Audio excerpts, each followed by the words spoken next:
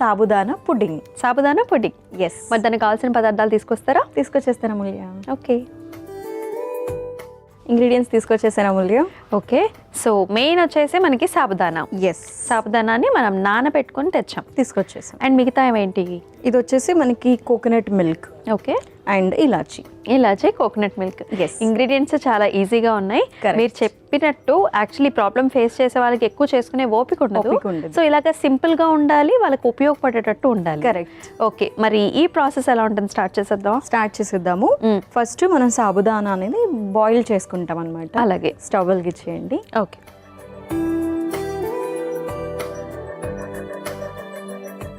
కొంచెం వాటర్ వేసేద్దాం దాంట్లో. అలాగే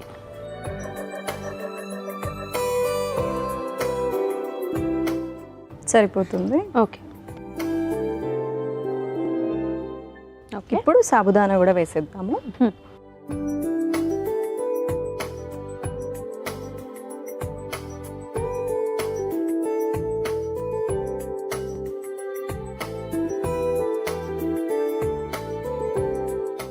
సో సుమారు మనం ఒక కప్పు తీసుకున్నాం.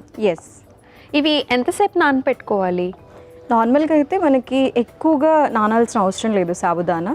ఒక హాఫ్ అన్ అవర్ ఎందుకంటే ఇక్కడ ఆల్రెడీ బాయిల్ చేస్తున్నాం కాబట్టి ఓకే, ఒక హాఫ్ అన్ అవర్ మనం నానబెట్టేసుకుంటే సరిపోతుంది. నార్మల్గా కొంతమంది ఏం చేస్తారంటే బాయిల్ చేయకుండానే ఎక్కువసేపు నానబెట్టేసి, అంటే ఆల్మోస్ట్ ఒక 5 hours 6 hours నానబెట్టేసి కూడా డైరెక్ట్గా తీసుకుంటూ ఉంటారు. అలా కూడా తీసుకోవచ్చు. బట్ మోస్ట్లీ ఇక్కడ మన యొక్క ఏదైతే థీమ్ డయేరియా ఉందో దీనికి మనకి బాయిల్డ్ ఫామ్ ఇంపార్టెంట్ అనమాట. ఓకే. సో అందుకని ఇక్కడ బాయిల్ చేస్తున్నాం. సో మామూలుగా ఇందాక మనం మాట్లాడుకున్నట్టు సో దీనిలో డిఫరెంట్ టైప్స్ చూసాం కదా. అక్యూట్ అన్నారు అండ్ మీరు క్రానిక్ అని కూడా అన్నారు. అసలు ఎన్ని టైప్స్ ఉంటాయి మనకి డయేరియాలో? నార్మల్గా అయితే మనకి 3 types ఉన్నాయి. ఇందాక నేను చెప్పినట్టుగా అక్యూట్ ఒకటి, at the same time chronic ఇంకొకటి, అండ్ ఇంకోటి వచ్చేసి మనకి మోర్ దాన్ 2 weeks నుంచి 4 weeks వరకు ఉండేటటువంటి లూజ్ స్టూల్స్ అనమాట. ఓకే. సో అక్యూట్ అనేది జస్ట్ నార్మల్గా ఇందాక మనం మాట్లాడుకున్నట్టు జస్ట్ ఫుడ్ ఏదైనా మనం అవుట్ సైడ్ ఫుడ్ తీసుకున్నప్పుడు వచ్చేటటువంటివి లూజ్ స్టూల్స్ జరుగుతుంది.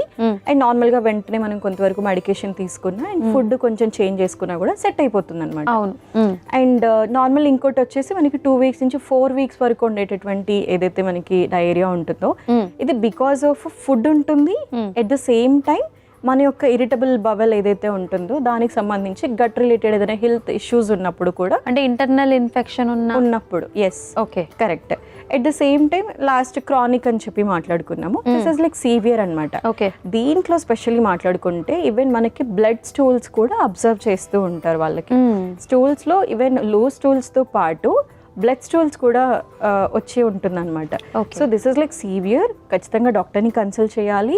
అండ్ ఇది మోస్ట్లీ చూసుకుంటే కంప్లీట్ గా గట్ అనేది మనకి ఓవరాల్ గా ఈ బ్యాక్టీరియా తోటి ఉన్నప్పుడు అండ్ బ్యాక్టీరియా గ్రోత్ ఎక్కువగా అయిపోతూ ఉన్నప్పుడు అండ్ ఏదైనా గట్ రిలేటెడ్ హెల్త్ ఇష్యూస్ ఎక్కువగా ఉన్నప్పుడు అండ్ స్పెషల్లీ చూస్తే ఇందాక జస్ట్ ఇంటాలరెన్స్ ఉన్నప్పుడు అనేది ఓకే.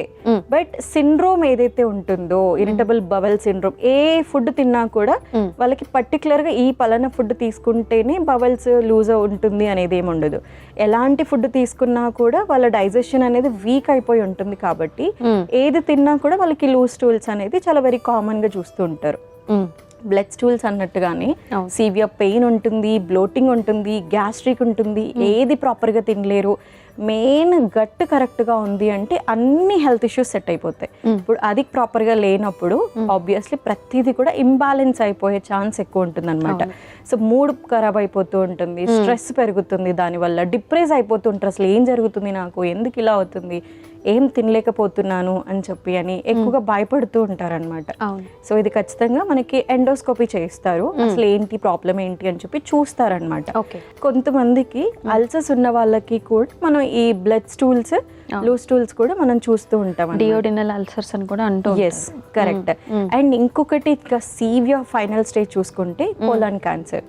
ఈ క్యాన్సర్స్ ఉన్న వాళ్ళకి కూడా మనకి ఈ లూజ్ బబల్స్ రావడము, దట్టు కూడా కొన్ని సార్లేమో హాట్ స్టూల్స్ అవుతూ ఉంటుంది, కొన్నిసార్లు ఏమో లూజ్ స్టూల్స్ అవుతూ ఉంటుంది, కొన్నిసార్లు సెమీ అవుతుంది అనమాట.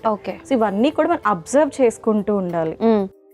సో మన సాబుదానా కూడా చక్కగా ఉడుకుతోంది, ఉడికిపోయింది యాక్చువల్లీ. ఎస్. తర్వాత ఏంటి? ఇప్పుడు దాంట్లో కొంచెం ఇలాచీ వేసిద్దాము. ఒక 1/2 teaspoon.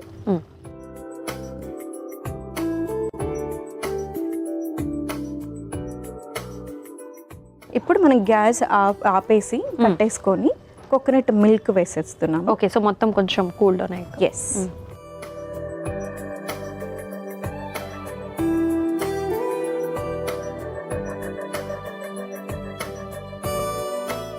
ఓకే, సో ఇది కొంచెం కూల్ డౌన్ ఇస్తే టేస్ట్ ఇంకా చాలా బాగుంటుందేమో. Yes, at the same time అది ఇంపార్టెంట్ కూడా, వేడిగా తినకూడదు. ఎందుకంటే వాళ్ళకి లోపల ఆల్రెడీ చాలా సెన్సిటివ్ అయిపోయి ఉంటుంది అన్నమాట. ఆల్రెడీ డిస్టర్బ్ అయి ఉంటుంది, గట్ అంతా సెన్సిటివ్ అయిపోతుంది కాబట్టి ఏది కూడా వేడిగా తినట్లేదు. ఓకే, సో ఇది ఖచ్చితంగా కొంచెం కూల్ అయితే జరగాలి మనకి. ఓకే, సేమ్లా కొంచెం టైం అయితే ఇచ్చేసాము. అది ఇప్పుడు సెమీ కూల్ స్టేజ్ లో అయితే ఉంది. కరెక్ట్. ఇంకేమైనా ఇంగ్రీడియంట్స్ ఉన్నాయా? అంతే అమూల్య, మనం సర్వ్ చేసేసుకుందాము. ఓకే,